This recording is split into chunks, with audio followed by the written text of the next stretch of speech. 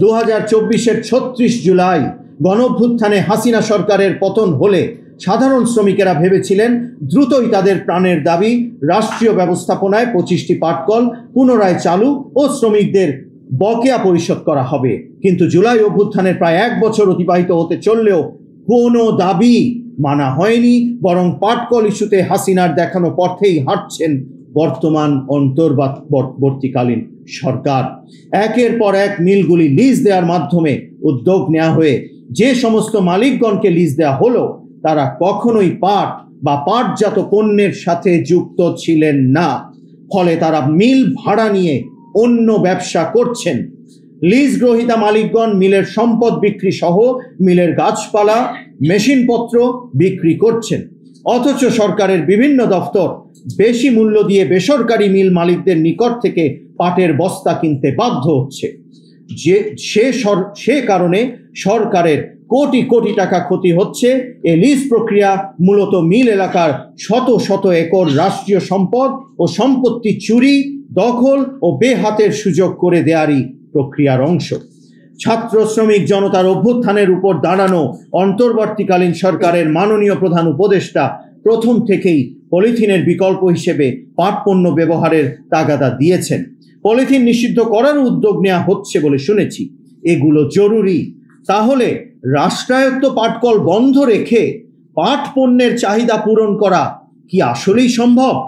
দেশের পরিবেশ রক্ষা সহ এই যে 330 প্রধান উপদেষ্টা বলে আসছেন, সে বিষয়ে শূন্য অবস্থানে আনার জন্য যে প্রয়াস, তার একটি তো আমাদের এই পাট এবং পাট পণ্য ব্যবহারের মাধ্যমেই সম্ভব ছিল। মিলের উৎপাদন বন্ধ হওয়ার পর থেকে মিলের মালামাল নামমাত্র টেন্ডারের মাধ্যমে বিক্রি করে মিলের সর্বনাশ করা হচ্ছে। এক কথায় মিলে ব্যাপক লুটপাট চলছে। বিভিন্ন অজুহাতে বিদায়ী শ্রমিকদের সরকার প্রদত্ত পাওনা পরিশোধ না করে বিজেএমসি ও মিলের নামে এফডিআর করে লভ্যাংশ দিচ্ছে। অথচ শ্রমিক কর্মচারীগণ পাওনা না পেয়ে অনাহারে, অর্ধাহারে, চিকিৎসার অভাবে মানবেতর ও অসম্মানজনক জীবনযাপন করছে। দেশের পরিবেশ দূষণ বন্ধ, পাট চাষ ও পাট চাষের সাথে সম্পৃক্ত প্রায় 3 কোটি জনগণকে বাঁচাতে বৈদেশিক মুদ্রা অর্জন ও দেশের অভ্যন্তরে পাটের ব্যবহার নিশ্চিতকরণ সহ পাট শিল্পের শ্রমিকদের বাঁচাতে সঠিক ও বাস্তববাদী সিদ্ধান্ত গ্রহণ এখন সময়ের দাবি। পাট ও পাট শিল্পের সাথে সম্পৃক্ত বৃহত্তর জনগোষ্ঠীর জীবন জীবিকা রক্ষার স্বার্থে বাংলাদেশ জাতীয়তাবাদী পাট শ্রমিক দলের পক্ষ থেকে গত 15ই অক্টোবর 2024-এ 8 দফা দাবি নামা মাননীয় বস্ত্র ও পাট উপদেষ্টা এবং বিজেএমসি এর চেয়ারম্যান বরাবরে পেশ করা হয়, যাহার অনুলিপি সদয় অবগতির জন্য গণপ্রজাতন্ত্রী বাংলাদেশ সরকারের মাননীয় প্রধান উপদেষ্টা বরাবরে প্রেরণ করা হয়। অদ্যাবধি উক্ত দাবিনামার বিষয়ে কোনো আনুষ্ঠানিক আলোচনার মাধ্যমে নিষ্পত্তির উদ্যোগ গ্রহণ করা হয়নি। ইতিমধ্যে আমরা স্থানীয়ভাবে বিভিন্ন কর্মসূচি পালনের মাধ্যমে সরকারের শুভদৃষ্টি আকর্ষণের চেষ্টা করেও ব্যর্থ হয়েছি। আপনাদের বলে রাখতে চাই, আমরা মাননীয় প্রধান উপদেষ্টার অ্যাপয়েন্টমেন্ট চাইব। আমরা এই বিষয়টি সরাসরি তাকে জানানোর এই সুযোগ যেন তিনি আমাদের দেন, আমরা সেজন্য এই সাংবাদিক সম্মেলনেও বিষয়টি উত্থাপিত করলাম। আগামী 17 তারিখের মধ্যে বাংলাদেশ জাতীয়তাবাদী পাট শ্রমিক দলের পেশকৃত 8 দফা দাবির সপক্ষে আলোচনার উদ্যোগ গ্রহণ না করলে আমরা নিম্নোক্ত কর্মসূচি পালন করতে বাধ্য হব। এই কর্মসূচিতে কিছু সংশোধন এবং পরিবর্তন আসতে পারে, তারপরেও আমি আপনাদেরকে বলে রাখছি, এখানে আমরা 18ই জুলাই খুলনা যশোর শিল্পাঞ্চলে শ্রমিক সমাবেশ করব। আমরা 26শে জুলাই চট্টগ্রামের হাফিজ জুট মিলস লিমিটেড গেইটে শ্রমিক সমাবেশ করব। 28শে জুলাই আমরা ঢাকা ড্যামরা শিল্পাঞ্চলে শ্রমিক সমাবেশ করব। 10ই আগস্ট সকাল 10টা থেকে বেলা 11টা পর্যন্ত বিজেএমসি প্রধান কার্যালয় ঢাকার সামনে আমরা অবস্থান কর্মসূচি পালন করব। বিজেএমসির মিলগুলি বিএমআরই বা আধুনিকায়ন করার জন্য 2017-18 সনে চীন সরকারের সাথে বস্ত্র পাট মন্ত্রণালয় তথা সরকারের চুক্তি স্বাক্ষর হয়। প্রাথমিকভাবে 3টি মিলের কাজ শুরু করা হয়, কিন্তু ভারতের বিরোধিতার কারণে মিল আধুনিকায়ন কাজ বন্ধ হয়ে যায়। বিশ্বের পাটজাত পণ্যের বাজার ভারতের হাতে তুলে দেওয়ার জন্য 2020 সনের 1 জুলাই সরকারি সকল পাটকল একসাথে বন্ধ করে দেওয়া হয় বলে আমাদের কাছে বিভিন্ন সূত্র থেকে বলা হয়েছে। মিল বন্ধ করে দেওয়ায় প্রায় 70,000 শ্রমিক বেকার হয়ে যায়। এছাড়া বিভিন্ন মিল এলাকার দোকানপাট, হাট বাজার, ব্যবসা বাণিজ্য বন্ধ হয়ে যায়। ছোট বড় অনেক পাট ব্যবসায়ী ক্ষতিগ্রস্ত হয়। কৃষক পাটের ন্যায্য মূল্য পায় না। সরকারের স্বার্থ জলাঞ্জলি দিয়ে মিলগুলির লিজ কৌশল ধারণ করা হয়। মালিক পক্ষকে 30 মাস ভাড়া দিতে হবে না, 30 মাস ভাড়া দিতে হবে না, এই ধরনের গ্রেস পিরিয়ড সন্নিবেশিত করে আমাদের এই মিলগুলোকে লিজ দেওয়া হয়েছে এবং হচ্ছে। 30 বছরেরও এই লিজগুলো, আমার ধারণা সেখানে লিজের সময়কালও সেরকম লম্বা সময়ের জন্য দেয়া হচ্ছে। মালিকের স্বার্থে বা ইচ্ছে মতো মিলের দামি মেশিন স্ক্র্যাপ হিসেবে কেজি দরে বিক্রি করে শেড খালি করে এখানে সব মিলের মেশিন 50-60 টাকা কেজি দরে বিক্রি শুরু হয়েছে, যাতে মিলগুলি আর পাটকল হিসেবে চালু হতে না পারে। বিগত ফ্যাসিস্ট হাসিনা সরকার এই প্রেসক্রিপশনগুলো, ষড়যন্ত্রকারীদের প্রেসক্রিপশনে মিল বন্ধ করে। বর্তমানে সরকার পরিবর্তন হলেও আবারও বলছি, পূর্বের সিদ্ধান্ত অনুযায়ী বর্তমান সরকারও এই মিলগুলিকে আসলে আর পুনরায় চালু করা দূরের কথা, সেগুলোকে আবারও সেভাবেই ধ্বংস করে দিচ্ছে, কোনোভাবে লিজ দিয়ে, ছেড়ে দিয়ে, বিভিন্ন উপায়ে। পাট আমাদের জাতীয় সম্পদ। পাট চাষ, ব্যবসা, পাট পণ্য উৎপাদন, রপ্তানির সাথে কয়েক কোটি লোক জড়িত। তাই এই শিল্পকে অবশ্যই অবশ্যই রক্ষা করতে হবে, এটা আমাদের আবেগের জায়গা। সরকারি পাটকলগুলো বছরে লোকসান দিয়েছে গড়ে 300 কোটি টাকা,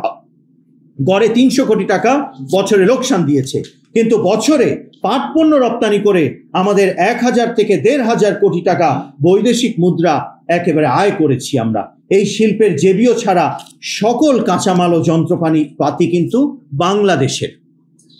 পাটকল সরকারি হওয়ার পর 50 বছরে মোট লোকসান দিয়েছে প্রায় 10,000 কোটি টাকা। কিন্তু সরকারের বিভিন্ন প্রতিষ্ঠান, বিমান, রেল, বিদ্যুৎ, যাদের 2-3 বছরের লোকসান 10,000 কোটি টাকার চেয়েও অনেক গুণ বেশি। এছাড়া এই অজুহাতটা দেয়া হয় বলে এই তথ্যটা আপনাদের দিলাম। এছাড়া সরকারি পাটকল কাগজে কলমে লোকসান দিলেও বাস্তবে তা লোকসান নয়, কারণ মিলগুলিতে লক্ষ লক্ষ লোকের কর্মসংস্থান হয়েছে, বৈদেশিক মুদ্রা অর্জিত হয়েছে। বর্তমানে দেশের পরিবেশ দূষণ সর্বোচ্চ মাত্রায় পৌঁছেছে। রাস্তাঘাট, ড্রেন, নর্দমা, নদী নালা সব পলিথিনে ভরে যায়। কিছুদিনে আরো ভয়াবহ পরিস্থিতি হতেও পারে। তাই এখনই পাট পণ্যের ব্যবহার বৃদ্ধি করতে হবে, পলিথিন বর্জন করতে হবে। সরকারি পাটগুলো চালু করে ভর্তুকি মূল্যে বাজারে পাট পণ্য ছড়িয়ে দিতে হবে। মানুষের দোরগোড়ায় পাট পণ্য পৌঁছাতে হবে। একমাত্র সরকারই পারে সরকারের ব্যবস্থাপনায় পাটকল চালু করে পাট পণ্য তৈরি করে জনগণের হাতের নাগালে দিয়ে ব্যবহার বৃদ্ধি করে পরিবেশ রক্ষা করতে। বর্তমানে বাজারে পাটের বস্তার অভাবে আবারও কিন্তু পলিথিন ব্যাগে চাল, বাজার সবকিছু এগুলো কিন্তু বিক্রি হচ্ছে। সরকার ইচ্ছা করলে মিল চালু করে পাটের বস্তার অভাব দূর করতে পারে। বর্তমানে খাদ্য বিভাগ খাদ্যশস্য এবং বিএডিসি খাদ্য বীজ সংরক্ষণের জন্য পাটের বস্তার টেন্ডার আহ্বান করেও সময় মতো পাটের বস্তা পাচ্ছে না। গত বছর নিম্নমানের পাটের বস্তায় বীজ সংরক্ষণের সময় বিপুল পরিমাণ বীজ নষ্ট হয়েছে। তাই সরকার ইচ্ছা করলে, আবারও বলছি, মিল চালু করে এসবের চাহিদা পূরণ করতে পারে।